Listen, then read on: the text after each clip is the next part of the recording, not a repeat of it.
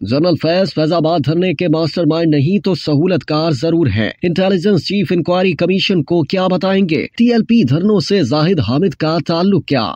तहरीके लब्बैक पाकिस्तान के फैजाबाद धरने के सहूलतकारों का पता लगाने के लिए सुप्रीम कोर्ट के हुक्म पर कायम होने वाले इंक्वायरी कमीशन में lieutenant general retired Faiz Hamid के पेश होने का इम्कान है। इस सूरत हाल से वाकिफ एक जरिए ने बताया कि साबिक इंटेलिजेंस चीफ ने DGCISI के हवाले से अपने किरदार पर उठने वाले सवालात का जवाब देने के लिए कमीशन में पेश होने का फैसला किया है। कमीशन ने उन्हें 2 दिसंबर को तलब किया था, लेकिन चूंकि पहले नोटिस की तामील नहीं हो पाई थी, लिहाजा वो दूसरे नोटिस पर कमीशन में पेश होने जा रहे हैं। 3 रुकनी कमीशन में 2 साबिक पुलिस अफसरान सैयद अख्तर अली शाह और ताहिर आलम खान और एक एडिशनल सेक्रेटरी दाखिला खुशहाल खान शामिल हैं। कमीशन अपने क़याम के 2 माह के अंदर अपनी तहकीकात मुकम्मल करने का पाबंद है।